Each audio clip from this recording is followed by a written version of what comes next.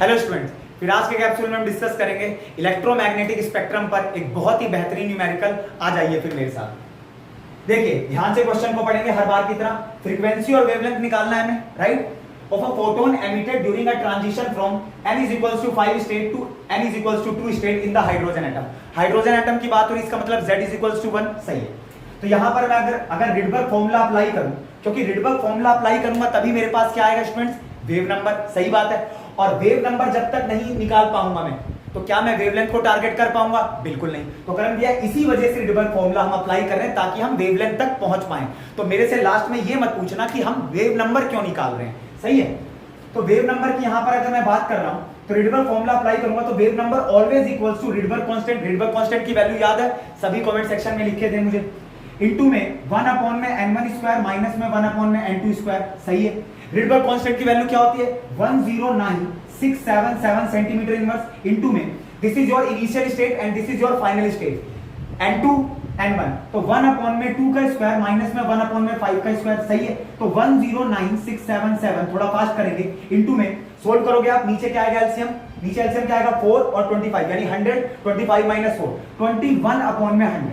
तो after solving this you will get the value as, लगभग आपके पास क्या देखने को मिलेगा? 23,032.2 सेंटीमीटर इनवर्स।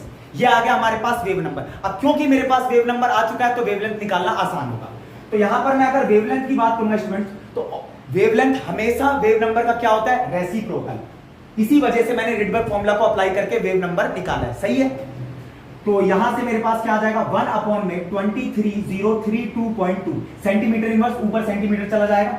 तो लगभग आपको देखने को मिलेगा 434 इंटू में 10 की पावर माइनस 7 सेंटीमीटर, सही है। अगर इसको मैं 10 की पावर माइनस 2 मीटर, 10 की पावर माइनस 2 से मल्टीप्लाई कर दूं तो मीटर में आ जाएगा, यानी 434 इंटू में 10 की पावर माइनस 9 मीटर, यानी कुल मिलाकर करंट दिया यहां से हमारे पास 434 नैनोमीटर आ चुका है। ये हमारी वेवलेंथ है, सही है। वेवलेंथ को देखकर क्या लग रहा है? वेवलेंथ को देखकर साफ साफ लग रहा है करंट दिया कि सेकंड पार्ट का भी आंसर हमें मिल चुका है, विजिबल रीजन, सही है।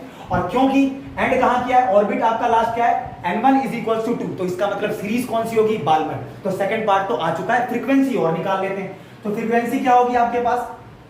फ्रीक्वेंसी की अगर मैं यहां पर बात करूं तो स्पीड ऑफ लाइट अपॉन में वेवलेंथ। तो 3 इंटू में 10 की पावर 8 डिवाइडेड बाय में वेवलेंथ क्या आपके पास? 434 इंटू में 10 की पावर माइनस 9। तो स्टूडेंट्स आपके पास 10 की पावर 17 आ जाएगा, 2 जीरो इसको दे देना 300। तो 300 डिवाइडेड बाय 434 आपको 0.691 इंटू में 10 की पावर 15 सेकंड इनवर्स या फिर हर्ट्ज देखने को मिलेगा। तो यहां से 6.91 इंटू में 10 की